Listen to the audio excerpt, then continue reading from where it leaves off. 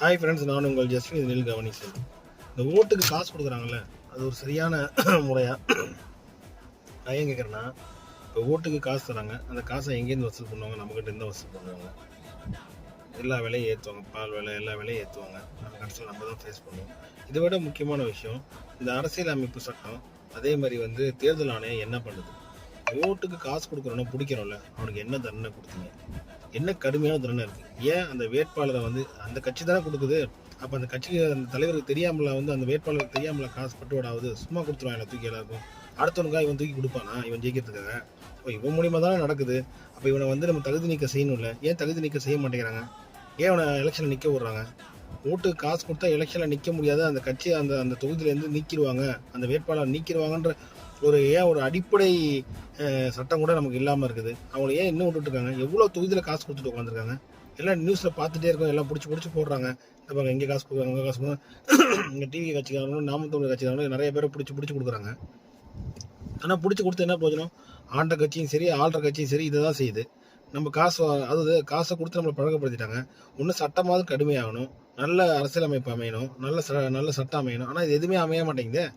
இங்கே என்ன தப்பு நடக்குதுன்னா, சட்டமே தப்பாக இருக்குன்னு நினைக்கிறேன் நான். அரசியல்வாதிக்கு தப்பு இல்லை, சட்டமே தப்பாக ஏற்றி வச்சிருக்காங்க. ஏன்னா இவங்களுக்கு சாதகமா.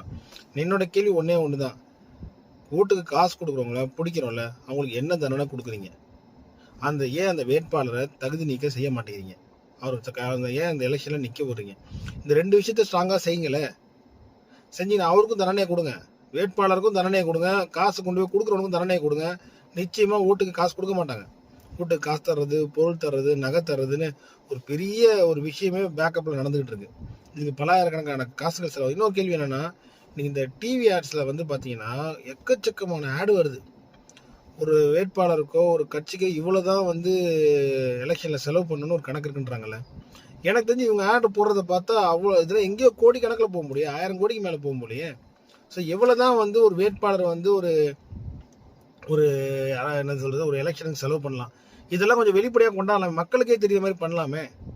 மக்களுக்கு தெரிகிற மாதிரி ஒரு எலெக்ஷன் கமிஷன் ஒரு பொது பேட்டி ஒன்று கொடுத்து எல்லா நியூஸையும் கூப்பிட்டு இதுதாங்க பண்ணணும், வேட்பாளர்னா இதை இப்படி தான் இருந்துக்கணும், உங்கள் ஊருக்கு காசு கொடுத்தாங்கன்னா வாங்காதீங்க, திருப்பி துரத்தி அடிங்க, இல்லைனா எங்கள்கிட்ட கம்ப்ளைண்ட் பண்ணுங்கள், நாங்கள் பிடிச்சி உள்ளே போகிறோன்னே பேச மாட்டேங்கிறாங்க. அவங்க இடமா எலைட் கம்யூனிட்டி மாதிரி அப்படியே தனியாக உட்காந்துக்கிட்டு அப்படியே ஏதோ ஒரு ஆர்கனைசேஷன் ஏதோ ஒரு ப்ரோக்ராம் நடத்துகிற மாதிரி நடத்திட்டு போகிறாங்க. பைத்தியகாரத்தனமாக இல்லை எலெக்ஷன் கமிஷனை பார்த்தா? இதெல்லாம் கேட்குறது சட்டத்தில் எதுவுமே இடம் இல்லையா? சட்டம் என்ன தான் பண்ணுது? ஒரே குழப்பமாக இருக்குங்க. இதுக்கு முதல் நீதி கிடைக்கணும். காசு கொடுக்குறவனுக்கு தண்டனை வேணும்.